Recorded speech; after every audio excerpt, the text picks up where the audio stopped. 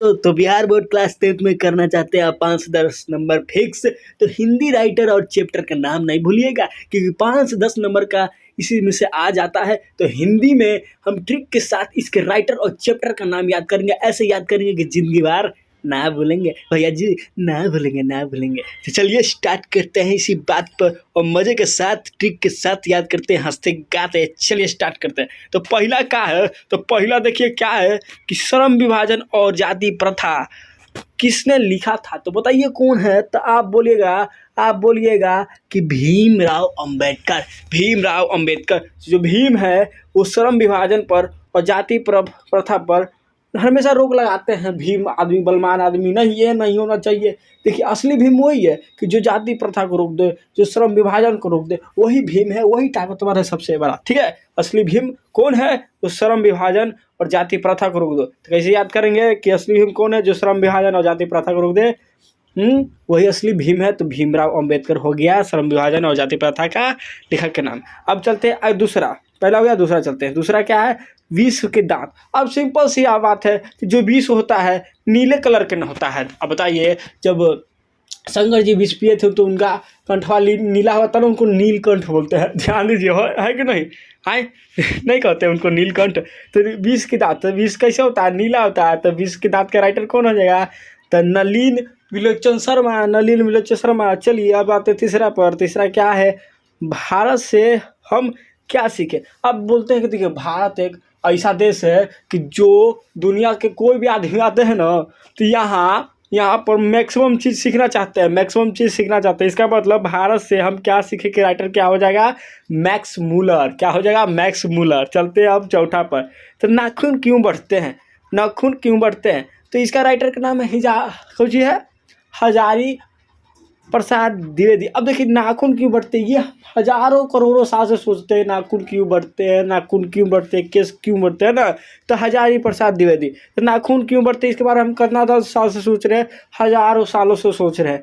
तो इसका राइटर हजारी प्रसाद द्विवेदी। और देखिए पहला क्या था, श्रम विभाजन निबंध था, और पूछ देता कि क्या है। अब विष के दांत क्या है, तो विष के दांत की कहानी एक तरह से सुनाते नहीं है हम लोग को, कोई भी हमारे दादा उदा सुनाते ना कि शंकर जी विष पी गए थे तो उनका कंठवा नीला हो गया था। कहा है विष के दांत, ये कहानी है भैया जी। विष के दांत क्या है, कहानी है। फिर उसके बाद आते हैं भारत से हम क्या सीखें, क्या है, तो भारत से क्या, तो भाषण में हम लोग सीखते कभी भी। तो भाषण है, भारत से क्या सीखे, क्या है, भाषण है। उसके बाद नाखून क्यों बढ़ते हैं, तो इस क्या है, ललित निबंध है। क्या है, ये ललित निबंध है। ठीक है, अब कैसे इसको याद करें, देखिए नाखूनवा कैसे करिए, तो लचीला होता है थोड़ा सा, नहीं जैसे दबता है कि नहीं, लचीला होता है। तो नाखून क्यों बढ़ते हैं, तो ललित निबंध है। तो साथ साथ हम ये भी याद कर लिए। तो ऐसे याद करेंगे भैया जी, कभी ना भूलें। अब अगला चलेंगे, नागरिक लिपि का क्या है। चलिए इसको ऊपर करते हैं। नागरिक लिपि के राइटर का नाम क्या है, लेखक का नाम है गुणाकर मूल्य। अब देखिए नगर लिपि में बहुत गुण होता है भैया जी, याद रखिएगा।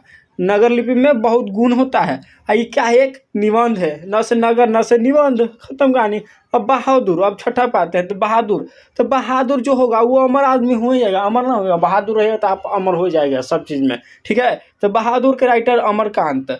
क्या है, कहानी। तो बहादुरी की कहानी सुनाई जाती है, ऐसी भी जानते हैं आप लोग, नहीं सुनाई जाती है। ठीक है, अब चलते हैं 7वां नंबर। 7वां में क्या है आपका, परंपरा का मूल्यांकन।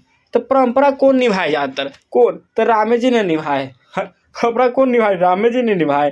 तो परंपरा का मूल्यांकन रामविलास शर्मा। तो ये क्या है, निबंध है। ये क्या है भैया जी, निबंध है। तो राम जी के बारे में निबंध कुछ बोला जाता है। ठीक है, अब जीत में निरखत हूँ कि राइटर का नाम क्या है, तो क्या है, पंडित पीवी बिरजू महाराज। अब देखिए बिरजू महाराज आपको पता होगा कथक नृत्य के लिए फेमस थे, और हमेशा ये जीत जाते थे। तो बिरजू महाराज आदमी, ऐसे भी महाराजा आदमी हमेशा जीतता है, याद रखिए। बिरजू महाराज क्या देंगे, महाराजा आदमी ऐसे हमेशा जीतता है।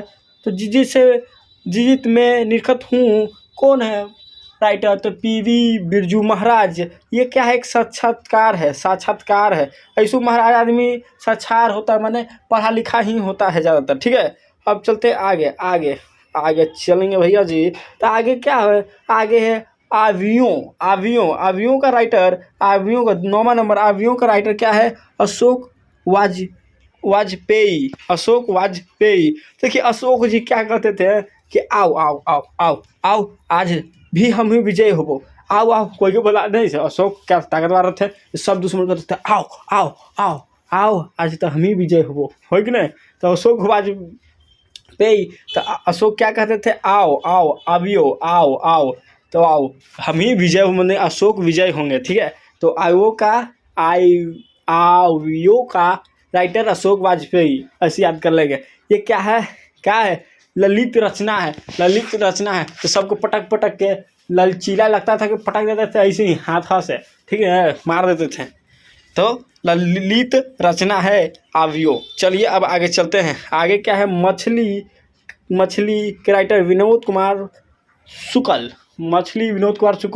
अब देखिए मछली खाने में सबको कुशल लगता है, मतलब शुक्ल से क्या देखते हैं, कुशल, मतलब अच्छा लगता है। नहीं, मछली खाना सब पसंद कर देते हैं ढेर आदमी, तो ये सबको क्या लगता है, कुशल लगता है, कुशल। ऐसे तो विनोद कुमार शुक्ल मछली के मारने के खिलाफ इसमें लिखे गए थे कि मछली के काटने उठने के बारे में। ठीक है, लेकिन ऐसे याद करने के लिए हम क्या रखेंगे, मछली खाने में सबको कुशल लगता है। ठीक है, तो मछली के राइटर विनोद कुमार कुशल। एक कहानी सुनाया जाता है मछली के बारे में, हाँ, कि वो जल परी के बारे में, ये नहीं सुना जाता है। हाँ, आप जानता ही होंगे, इतना का है, अपना प्यार मोहब्बत वाला कहानी नहीं सुनिएगा। चलिए, तो क्या है, अब ये आता है 11 नंबर क्वेश्चन। 11 नंबर बोले तो चैप्टर, चलिए 11 नंबर चैप्टर का नाम क्या था, नौबते खाने में इबादत। इसका क्या, यतेंद्र मिश्र है। तो कभी कभी देखिए नौबते में, तो अब कभी कभी जानते कैसे, हम गरीबी में आ जाते तो नौबत आ जाता है कि मिश्रियाँ खा के सूझ जाए। देखिए कभी कभी नौबत आ जाता है गरीबी में कि हम मिश्रियाँ खा के सूझ जाएँ, तो नौबते खाने इबादत में क्या हो जाता है कि यतेंद्र मिश्र। ठीक है, अब ये क्या है, साथ साथ देख लेते हैं। व्यक्तिगत चित्र है। तो व्यक्तित्व चित्र तो होगा। कभी कभी गरीबी क्या है, एक आदमी पर गुजरता है, तो व्यक्तित्व चित्र रहा है कि नौबत आ गया कि मिश्री खा के सूते पड़ रहा है। क्या न ऐसे से। अब अगला चलते हैं। अगला क्या है, इस पर तो लिख नहीं सकते हैं क्योंकि फिर करेंगे तो यहाँ ऐसा आ जाएगा। चल देख लीजिए एक बार। तो शिक्षा और संस्कृति किसका इसके राइटर का नाम क्या है, महात्मा गांधी। अब ध्यान दीजिए, शिक्षा और संस्कृति कौन लिख सकता है, महान आदमी लिख सकता है। सबसे महान कौन, महात्मा गांधी। तो इसका ऐसे ही याद रखेंगे, शिक्षा और संस्कृति महात्मा गांधी। ये क्या था, शिक्षा शास्त्र था। अब शिक्षा संस्कृति के बारे में लिखा जा रहा है तो शिक्षा शास्त्र न होगा, आप कुछ ही होगा, तो सोचने वाली बात है।